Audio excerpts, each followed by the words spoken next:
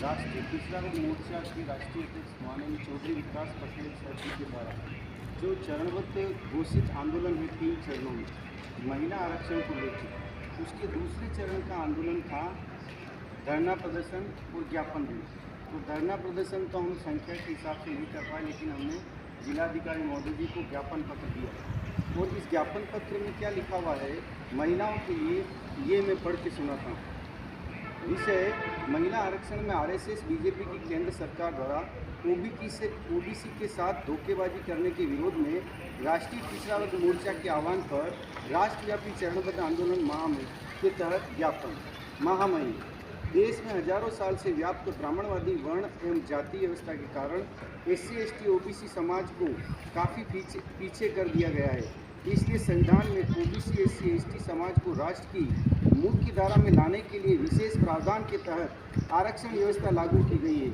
OBC SC ST समाज के पिछड़ेपन के कारण उनकी महिलाओं का पिछड़ापन अत्यधिक है, जिनकी बराबरी सवर्ण जाति की महिलाओं से नहीं की जा सकती। महिला आरक्षण में OBC महिलाओं को सवर्ण महिलाओं के साथ नहीं रखना OBC महिलाओं के साथ धोखेबाजी है।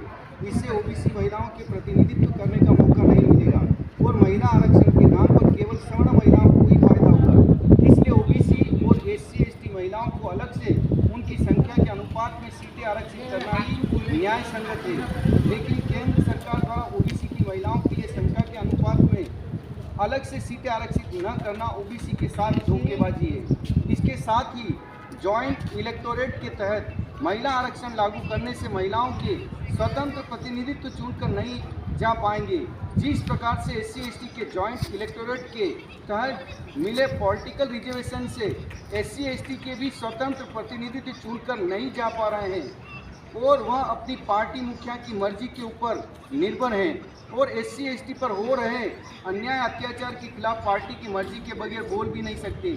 इसलिए SC ST के पॉलिटिकल रिजर्वेशन का भी उनके समाज को कोई ज़्यादा फायदा नहीं हुआ है।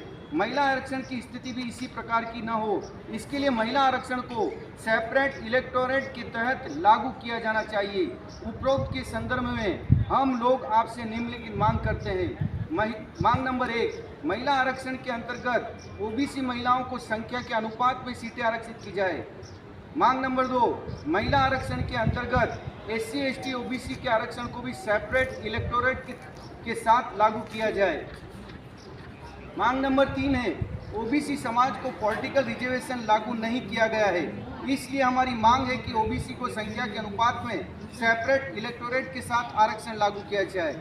मांग नंबर 4 है, SC ST के पॉलिटिकल रिजर्वेशन में भी सेपरेट इलेक्टोरेट लागू किया जाए। उपरोक्त मुद्दों को लेकर घोषित चरणबद्ध आंदोलन के प्रथम चरण का आंदोलन 30 सितंबर हो चुका है। आज हमने दूसरे चरण का आंदोलन किया, अरवली जिला अधिकारी महोदय जी को ज्ञापन पत्र दिया और इस ज्ञापन पत्र के समर्थन में बहुजन मुक्ति पार्टी के प्रदेश सचिव माननीय हार्दिक भाई नीनामा, राष्ट्रीय आदिवासी एकता परिषद के गुजरात प्रदेश प्रभारी माननीय विक्रम भाई भगोरा, राष्ट्रीय पिछड़ा वर्ग मोर्चा के जिला संयोजक माननीय बाबू भाई और राष्ट्रीय मूल निवासी महिला संघ से महिला की तरफ से इस आंदोलन को प्रतिनिधित्व करने के लिए अनसुया बहन और हम सभी ने ये आवेदन पत्र दिया।